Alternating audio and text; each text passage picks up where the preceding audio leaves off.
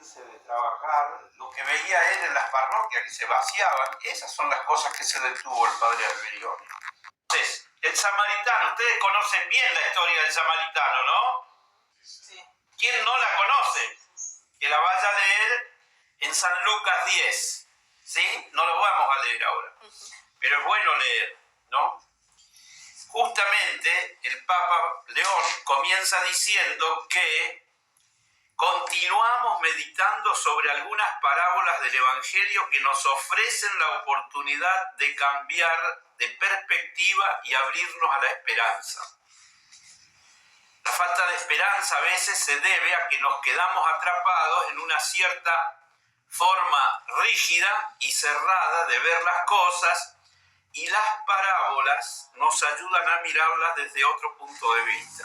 Es algo también lo que estábamos compartiendo en la oración esta mañana, ¿no? El peligro de ponerle excusas a Dios, ¿no? No, esto no cambia, no, tengo mucho que hacer, ¿no? Mucho frío. Mucho frío, no, pero... Mucho calor. Sí, tengo otras urgencias, ¿sí? Y en verano porque hace mucho calor. Y exactamente, y al final quedarnos ahí atrapados, y también cada vez que nos quedamos atrapados perdemos la perspectiva de la esperanza. La esperanza tiene que renacer todos los días por las cosas que hacemos y creemos, ¿no?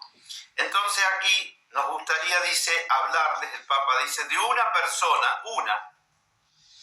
preparada como el doctor de la ley, que sin embargo necesita cambiar de perspectiva porque está centrado en sí mismo y no se da cuenta de los demás. Y hubiera sido el padre Martín, hubiera sido, ¿no?, uno de nosotros. Es eso, estamos tan ocupados, como dice, entonces no vemos lo que pasa a nuestro costado, ¿no?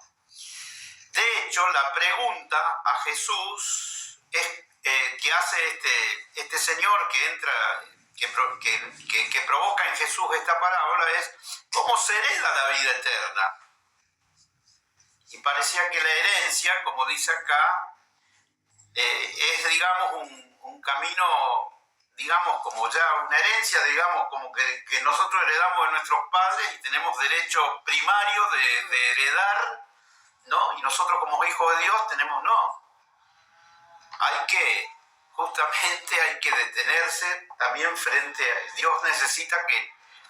Nosotros necesitamos detenernos y colaborar con el Señor, ¿no?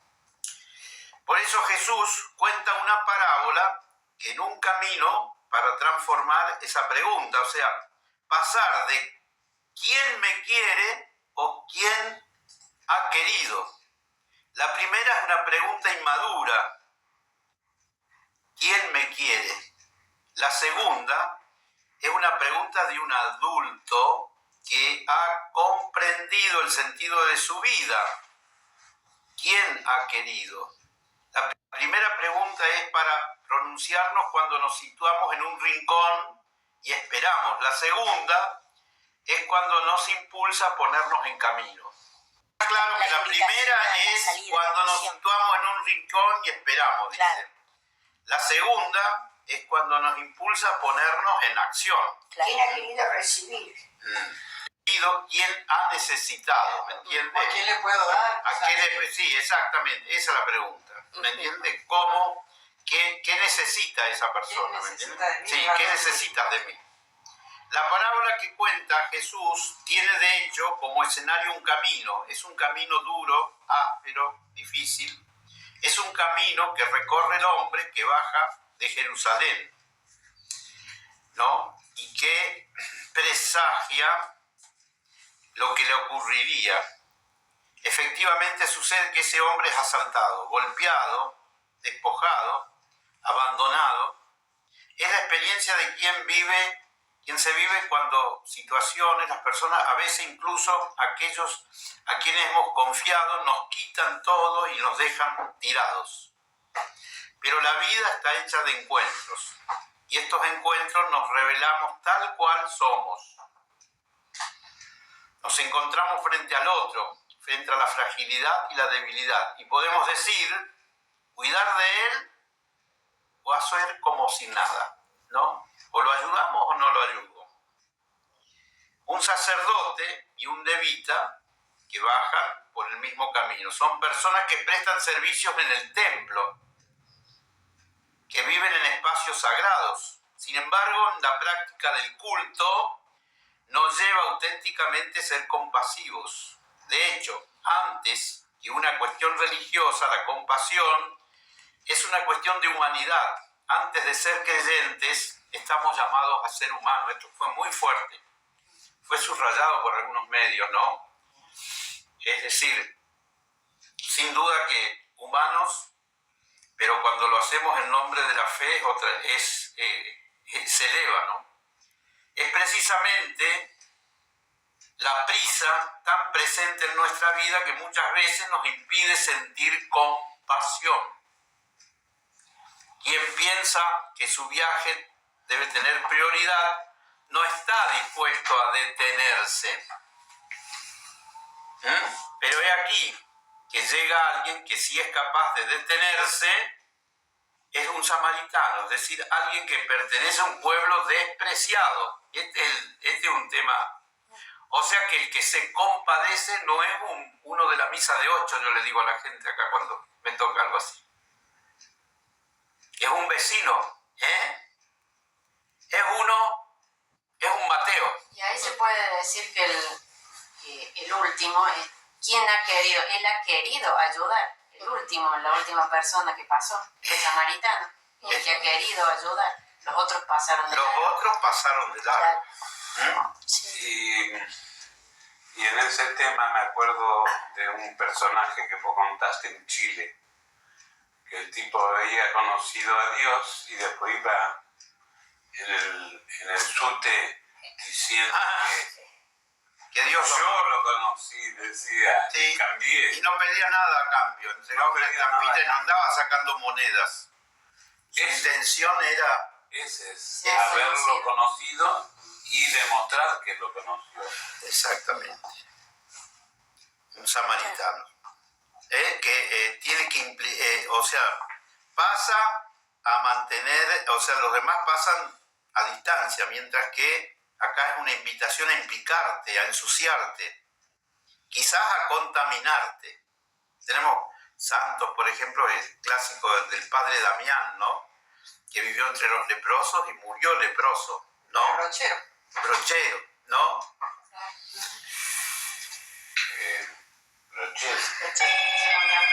Por eso ahí el Papa León dice, ¿cuánto seremos capaces nosotros también de interrumpir nuestro viaje y tener compasión?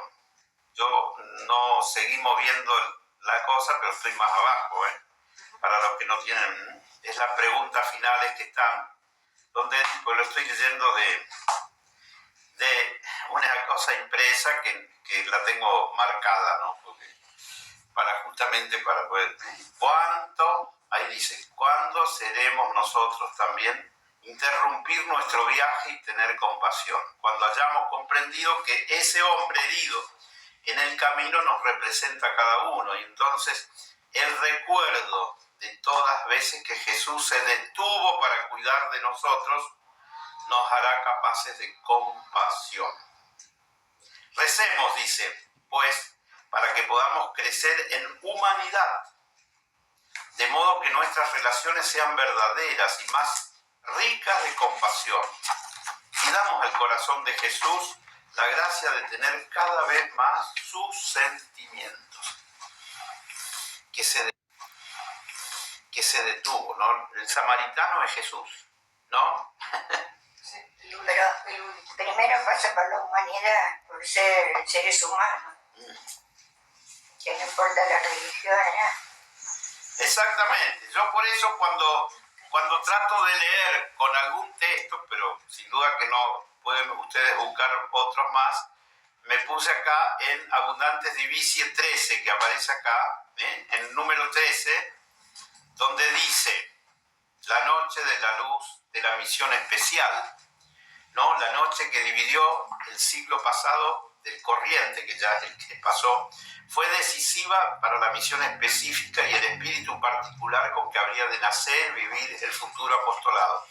Después de la misa solemne de medianoche, en la Catedral de Alba se hizo la adoración solemne prolongada ante el Santísimo expuesto, y los seminaristas de filosofía y teología sentían libertad para quedarse, ¿no? Poco antes había celebrado, fíjense, como parte de la iluminación que tiene él para detenerse. O sea, no es que estuvo delante del sagrario rezando jaculatorias y sin mirar la realidad, al contrario, ¿me entienden? Dice, antes se había celebrado un congreso, el primero que él asistía, o sea que participó otras veces, y había comprendido perfectamente el discurso calmo pero profundo y cautivador de Toñolo, que era un sociólogo. Había leído la invitación de León XIII a rezar por el siglo que empezaba. Uno y otro hablaban de las necesidades de la Iglesia, de los nuevos medios del mal, del deber de oponer prensa a prensa, organización a organización, de la necesidad de hacer penetrar el Evangelio en las masas, de las cuestiones sociales. Eso es lo que vio Alberione. Y de la hostia vino esa luz, mayor comprensión de la invitación de Jesús, venid a mí, todos. Y le pareció comprender el corazón del gran Papa, las invitaciones de la Iglesia, la verdadera misión del sacerdote. Le pareció claro cuanto decía Toñolo sobre el deber de ser apóstoles de hoy, usando los medios utilizados por los adversarios. Se sintió profundamente obligado a prepararse para hacer algo por el Señor y por los hombres del nuevo siglo, con quienes habría de vivir. Miren, qué visión del hombre destrozado en medio del camino, ¿no?, que el padre Alberione tuvo. Tuvo una sensación también clara de su propia nulidad, al mismo tiempo oyó, yo estoy con vosotros.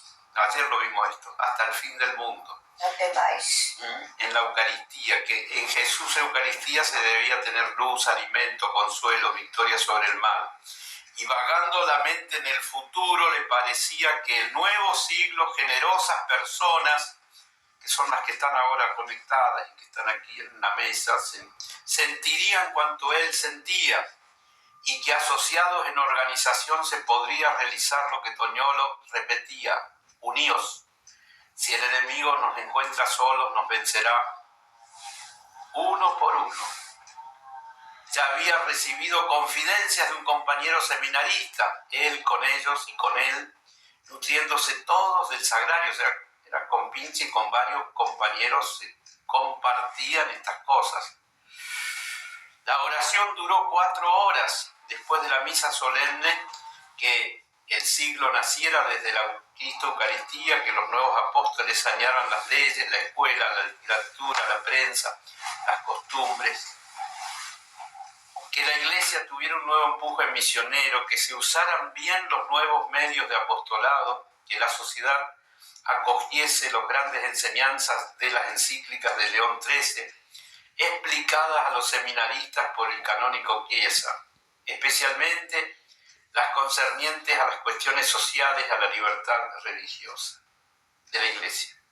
La Eucaristía, el Evangelio, el Papa, el nuevo siglo, los nuevos medios, la doctrina del conde Paganuzzi sobre la Iglesia, la necesidad de un nuevo escuadrón de apóstoles, se le clavaron de tal manera en la mente y en el corazón que luego dominaron siempre sus pensamientos. Oración, trabajo interior, aspiración. Se sintió obligado a servir a la Iglesia y a los hombres del nuevo siglo y trabajar con otros en organización. Son actuales estas lecturas y yo por eso les estoy invitando a ver este catequesis del Papa en línea. Ese es el maltratado, ¿me entiendes? Y hoy día, digamos, también acá en esta mesa de los desayunos, las personas que comparten la misa también, siempre acá está Patricia, ¿no?, que puede dar fe. cuántos problemas sociales nos abordamos aquí, ¿no? Sí. Que, digamos, desde la educación, la escuela, los chicos, de la familia, las relaciones, ¿no?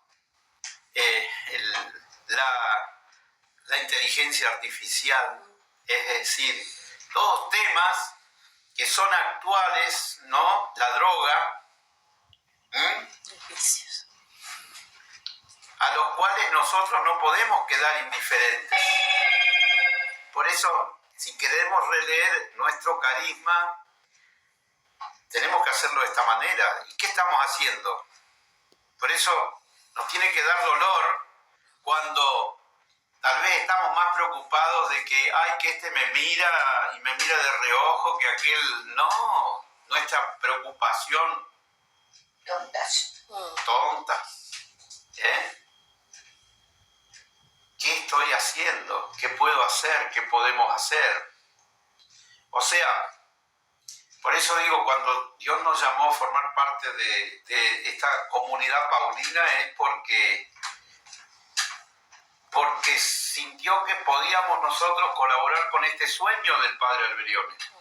¿Sí? Es un sueño que tuvo, pero sueño que... ¿Están escuchando la gente?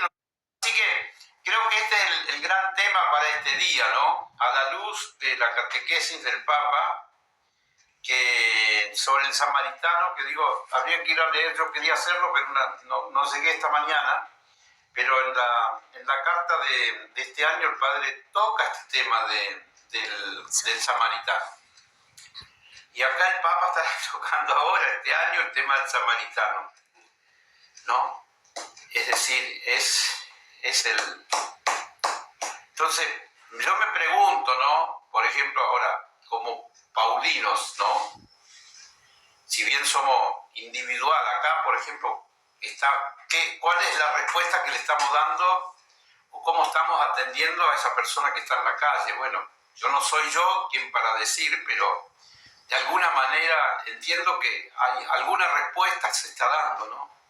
Pero pienso, sobre todo porque esto está apuntado a ustedes como laicos en el mundo, ¿qué es lo que están ustedes haciendo para ser samaritanos y no quedarse en la rigidez de los doctores de la ley o del sacerdote que no se detienen frente a la realidad que le toca, ¿no? Sin duda que la realidad que están viviendo Emilia y Raúl en Mar del Plata, en su lugar, no es la misma que vive Anita en Tucumán, ¿no? Ni la que vive la Pili en Buenos Aires o los que están conectados en su lugar. Pero, ¿cuál es la realidad porque seguir a Jesús Maestro justamente, vamos a ir de nuevo, ¿no? Acá vamos a morar, acá, este Jesús Maestro, para hacer luz con Él, para caminar por el mundo, como está con los pies descalzos, ensuciándose, necesitamos, saber cómo estamos, lo estamos siguiendo, si realmente estamos respondiendo a realidades que nos tocan vivir, ¿no?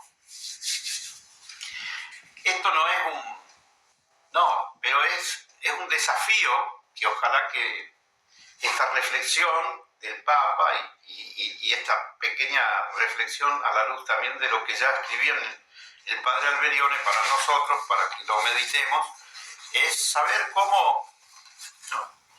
Y bueno, yo creo que cada uno en el lugar, ya sea en la familia, ya sea en el trabajo, ya sea en el barrio, algo puede hacer, ¿no? Y no quedarse en un rincón mirando lo que sucede alrededor, en la televisión, ni menos en los programas amarillos de la televisión o los diarios, ¿no? Sino que responder a las necesidades concretas que están, ¿no? Les confieso una experiencia experiencia personal mía que me sucedió, ahora estamos en julio, en agosto próximo, a final, voy a cumplir 3 años de llegar a Córdoba, y yo creo que Dios me cambió la cara, me cambió, me tiró muchos egos por la ventana, porque cuando me limito a uno de los temas, ¿no? Esta misa de 8 de la mañana, con previa adoración eucarística de lunes a viernes, yo pedí a algunas personas que me acompañaran. Yo necesitaba compañía. Pero poco a poco fui comprendiendo que no era yo el que necesitaba compañía. Era la gente que necesitaba que el sacerdote le abriera la puerta, que celebrara la Eucaristía, que expusiera el Santísimo, que rezara por la patria. Todas cosas me pidió la gente. Que lo reciba, ¿me entiende? Y eso es lo que ha hecho madurar y crecer lo que hoy día es una comunidad, digamos, bueno, que yo creo que fue un regalo que Dios dio, pero me cambió las cosas, entonces... Me cambió la perspectiva. Me cambió la perspectiva, no era mirar desde mi persona, sino era de la gente. Y he visto acá personas que he escuchado también que me decían, padre, usted es la respuesta a nuestra oración en gritos pidiendo una misa y cercana. Y la capilla de lunes a viernes prácticamente, no digo que está llena, pero casi llena. Algún día, los días lunes más que nada, los viernes también. Sí, Mucha gente. Bueno, y ahora eso que vacaciones. Compartimos con el padre Rubén la misa un día cada uno y bueno, se sigue adelante. Entonces, yo creo que, lo digo como pequeño testimonio, y no lo digo a favor mío, lo digo en contra. Cómo Dios te va cambiando cuando uno se pone a atender. A veces buscándose a sí mismo, en el caso mío, me dijo, no, si tú no tienes que preocupar de ti, la gente se va a ocupar sin que tú te preocupes. Eso pasaba en la gruta, en la gruta de Lourdes en Mar del Plata. A las 7:30 de la mañana había misa, principalmente los viernes, el primer viernes de mes, y se llenaba 7:30, porque cada uno iba a la misa y después al trabajo. Y se acá pasa pero no más, ¿viste? Las monjas se hicieron grandes, los curas no iban y se suspendió la misa de las 7:30.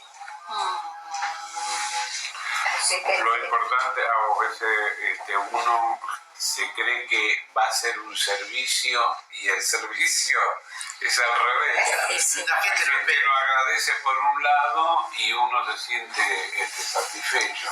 Y eso pasa en todos los trabajos o en todas las acciones que uno hace. Obvio. Se cree que va a llevar la palabra y recibe más de lo que uno puede decir, recibe. Sí, por eso doble, 100 por 1, como se dice. Por eso yo les desafío, les cuento mi experiencia para que ustedes calculen a ver cuál es la experiencia de ustedes, porque no es la mía. Y yo me doy cuenta que si yo hubiera sido como el hermano Santiago Closter, que fue un santo varón que está enterrado acá en Villa Allende y que tuvo atención de esta casa, pero era hermano. Y bueno, el ser sacerdote tiene un plus, yo lo reconozco, tiene un plus. Pero un compromiso también, ¿no? No es que... Pero ustedes como personas consagradas que sin carátula, sin título, digamos, poniéndose en la parroquia o en el barrio o en la casa, y pueden ayudar a cambiar este mundo. ¿Por qué no? Ese es el termómetro. Afuera, en la calle. En la calle. Afuera, no encerrado. Sí, no hace falta hacer grandes maravillas, no. Si acá no es que hacemos grandes maravillas, yo no Nosotros creo. voy a ir a buscar. A mí me piden, por ejemplo, algunas personas me piden misas sanadoras. Digo, yo no, eso. La sanación está en la confesión, en la unción de los enfermos y en la Eucaristía, que también sana. ¿Sí? Escuchándolo. Lo de... ya basta.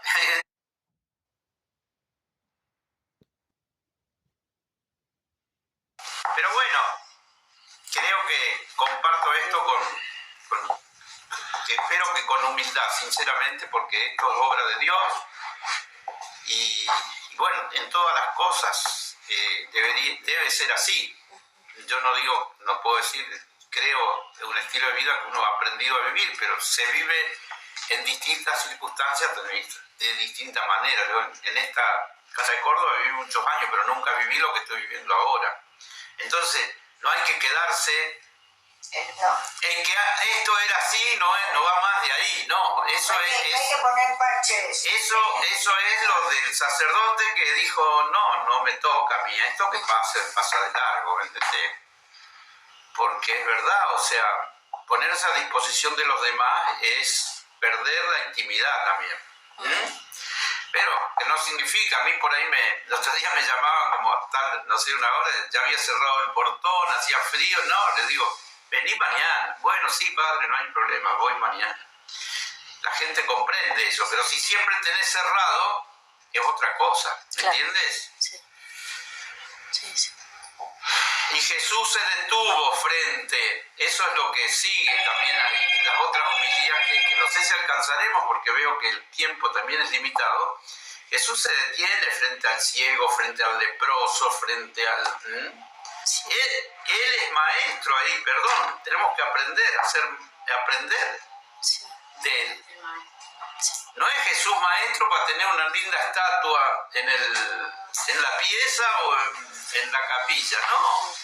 Es para intentar comprender cómo tenemos que ser y vivir y rezar, ¿no? Siempre tenemos un prójimo al lado. Siempre. Usted había dicho ayer la disponibilidad a Dios, ¿no? Eso. Y uniendo esto que también había dicho San Benito, ¿no? Ora y trabaja, ¿no? Y estamos en la novena de San Benito en estos días. Justo. Sí. San Benito, sí. Yo entreno en los padres benedictinos el día de San Benito a prepararme para mi ordenación sacerdotal en Tucumán, te aviso. Ajá.